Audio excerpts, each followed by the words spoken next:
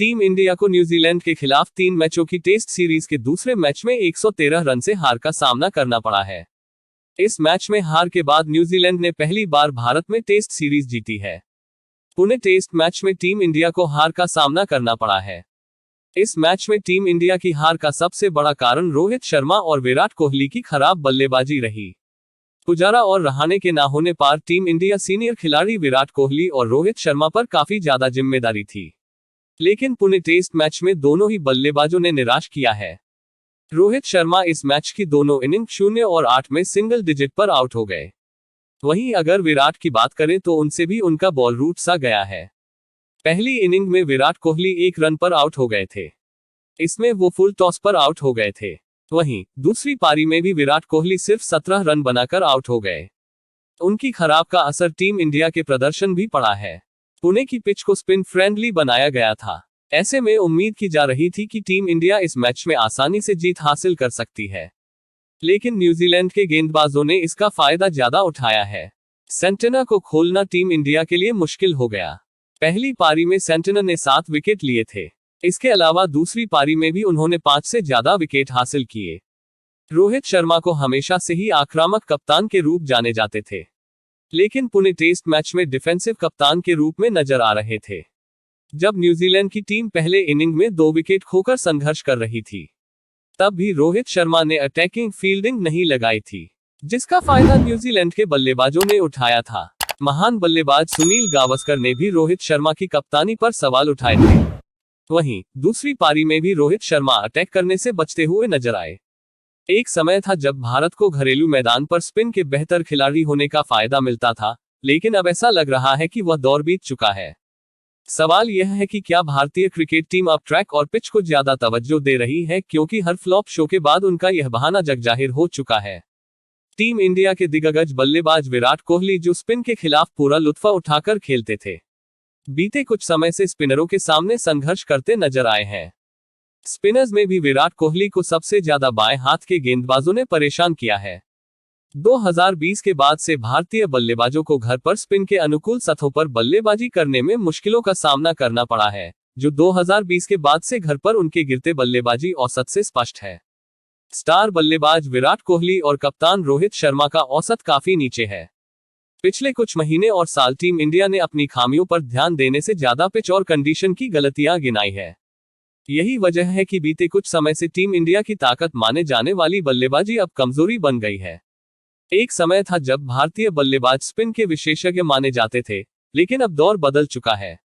बेंगलुरु में भारतीय बल्लेबाजी पहली पारी में बुरी तरह फ्लॉप हुई, जिसका खामियाजा उन्हें हार से चुकाना पड़ा। वहीं एक बार फिर पुणे टेस्ट में भी यही नजारा दिखा। इसका सबसे बड़ा उदाहरण भारत और न्यूजीलैंड के बीच 3 मैचों की टेस्ट सीरीज में नजर आया। पुणे में हुए दूसरे मुकाबले में टीम इंडिया को हार का सामना करना पड़ा, जिसके चलते उसने यह टेस्ट सीरीज भी गंवा दी है। न्यूजीलैंड ने सीरीज में इतिहास रचते हुए 2-0 की अजेय बढ़त बना ली है। वहीं ये पहला मौका है जब न्यूजीलैंड ने भारत को उसी के घर में टेस्ट सीरीज में हराया है। इसी के साथ टीम इंडिया का भारत में लगातार टेस्ट सीरीज जीतने का सिलसिला भी टूट गया है। आमतौर पर घरेलू स्पिनिंग ट्रैक पर दबदबा रखने वाली भारतीय टीम को न्यूजीलैंड के खिलाफ मिचेल सेंटनर की स्पिन के कारण संघर्ष करना पड़ा, जिसके कारण उनकी बल्लेबाजी ध्वस्त हो गई। मिचेल सेंटनर ने मैच में कुल 13 विकेट झटके। भारत के पूर्व विकेटकीपर दिनेश कार्तिक का मानना कि न्यूजीलैंड के खिलाफ टेस्ट श्रृंखला में हार की जिम्मेदारी सीनियर भारतीय खिलाड़ियों पर है, जबकि पूर्व बल्लेबाज संजय मांजरेकर का मानना कि कोच गौतम गंभीर पर दोष मढ़ना अनुचित होगा। भारत ने शनिवार को पुणे में न्यूजीलैंड के खिलाफ दूसरा टेस्ट 113 रन से गंवा दिया, जिससे मेहमान टीम ने 3 मैच की श्रृंखला में 2-0 की विजयी बढ़त बना ली। इसके साथ ही भारत का 2012-13 में इंग्लैंड से हारने के बाद से घरेलू मैदान पर लगातार 18 टेस्ट श्रृंखला जीतने का सिलसिला भी खत्म हो गया। दोनों मुकाबलों के दौरान सीनियर खिलाड़ियों ने अच्छा प्रदर्शन नहीं किया। रोहित शर्मा और विराट कोहली बल्ले से संघर्ष करते रहे, जबकि रविचंद्रन अश्विन और रविंद्र जडेजा की स्पिन जोड़ी भी कोई खास प्रभाव नहीं छोड़ पाए। कार्तिक ने क्रिकबज़ से कहा, हाँ, इसका श्रृंखला में हार का दोष सीनियर खिलाड़ियों पर क्यों नहीं होना चाहिए। वे खुद को देखेंगे और कहेंगे, हम और क्या बेहतर कर सकते थे। मुझे नहीं लगता कि वे इससे भाग रहे हैं। उन्होंने कहा, अगर आप जीत का जश्न मना सकते हैं और प्रशंसक यह महसूस करते हैं कि वे कितने महत्वपूर्ण हैं, तो जब हार होती है और आप पर हमला किया जाता है तो मुझे लगता है कि उनमें इसका सामना करने की हिम्मत होनी चाहिए। कार्तिक ने कहा कि सीनियर खिलाड़ी हार की जिम्मेदारी खुद लेंगे और स्वीकार करेंगे कि यह उनकी सर्वश्रेष्ठ श्रृंखला नहीं थी। उन्होंने कहा, अगर आप उनमें से हर एक से व्यक्तिगत रूप से पूछे कि वे श्रृंखला के बारे में क्या सोचते हैं, तो मुझे नहीं लगता कि वे पूरी टीम के प्रदर्शन के बारे में कुछ खास कह पाएंगे और उनसे यह पूछना उचित होगा कि भारत में टेस्ट क्रिकेट के भविष्य और भारतीय टेस्ट क्रिकेट के लिए क्या बेहतर किया जा सकता है। कार्तिक ने कहा, मैं उनमें से प्रत्येक को व्यक्तिगत रूप से जानता हूं। वे कहेंगे कि उनके लिए यह सर्वश्रेष्ठ श्रृंखला नहीं थी।